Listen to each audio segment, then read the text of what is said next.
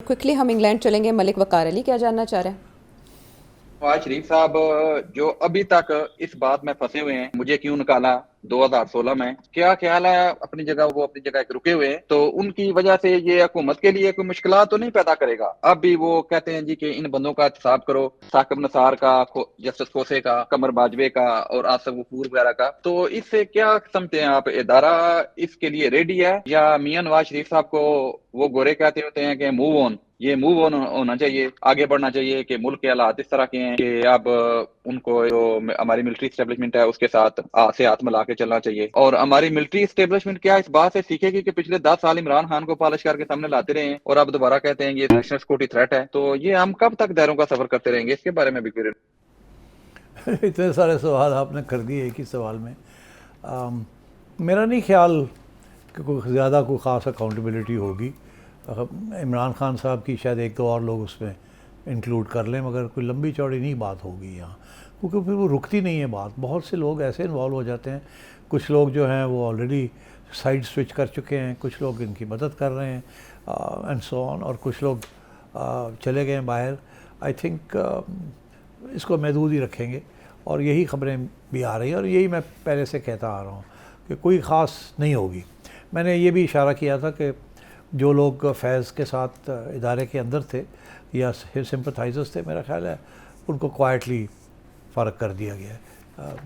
और सो ये ना तवक्को करें कि कोई लंबी चौड़ी अकाउंटेबिलिटी होगी ही नहीं।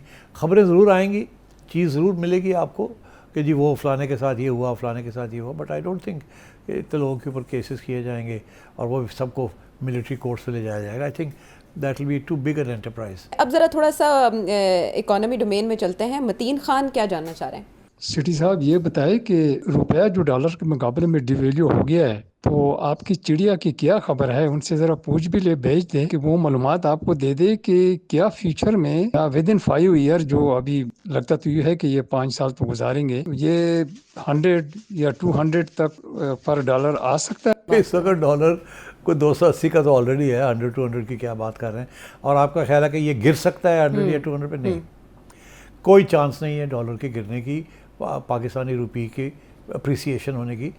ये नहीं होता। आम तौर पे डिवैल्यू होता रहता है, करेंसीज डिवैल्यू होती हैं, और जो पावरफुल करेंसीज होती है वो रीवैल्यू होती है। जैसे फॉर एग्जांपल इंडिया की करेंसी जो है, एक ज़माने में पाकिस्तान की करेंसी इंडिया की करेंसी से ज़्यादा मजबूत थी। अब 3 गुना ज़्यादा इंडिया की करेंसी आपकी करेंसी से ज़्यादा मजबूत है। इसका ताल्लुक इकॉनमी के साथ होता है।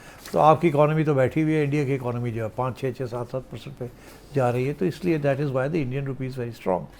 डॉलर का मैं आपको एक बात बताऊँ, इंटरनेशनली कुछ लोग अब प्रिडिक्ट कर रहे हैं कि डॉलर लॉन्ग टर्म डिक्लाइन में है, और उसका वजह ये है, डिक्लाइन लॉन्ग टर्म, ये इसका ताल्लुक पाकिस्तान की करेंसी के साथ नहीं है, ग्लोबल करेंसीज के साथ है, specially the yuan and the rouble and the euro and the pound.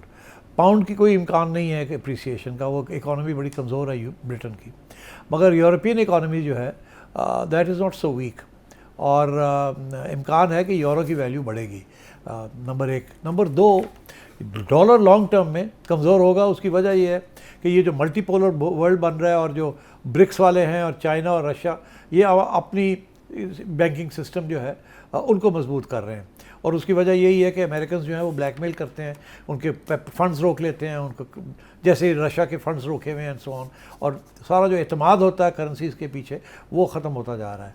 और अगर डोनाल्ड ट्रंप रहा तो मेरा ये ख्याल है कि डॉलर की value in terms of international currencies गिरेगी, और the other multi polar world पे जो तजारत है दरमियान आपस में, वो डॉलर में नहीं होगी, वो उनकी अपनी करेंसीज में होगी, विद द रिजल्ट दैट अब एक ऑल्टरनेटिव सिस्टम बनने जा रहा है आगे। तो कैसे कनेक्टेड है मुख्तलिफ फैक्टर्स, ये आपने जाना। वक्त ख़त्म हो गया है। अब्दुल वहीद इटली से, आमिर खान लाड़काना से, असमर अब्बास इस्लामाबाद से आप सजेस्ट कर रहे हैं कि सेठी साहब एक ड्रामा लिखें, तो आने वाले शोज़ में कभी इसके ऊपर भी बात करेंगे। ज़फ़र महमूद अलवी लाहौर से, आप ये जानना चाह रहे थे कि कभी चिड़िया ने कोई गलत खबर दी है? नहीं। बड़ा इंटरेस्टिंग क्वेश्चन है, बहुत शुक्रिया सवाल के लिए। रज़ीउद्दीन नीदरलैंड से, आपका सवाल भी इंटरेस्टिंग था। इरफान भट्ट इटली से ये कह रहे हैं कि आपने एक बार कहा क्रिकेट वालों को साइकियाट्रिस्ट की ज़रूरत है, تو اب تو لگ رہا ہے سب کو سائیکیٹرسٹ کی ضرورت ہے.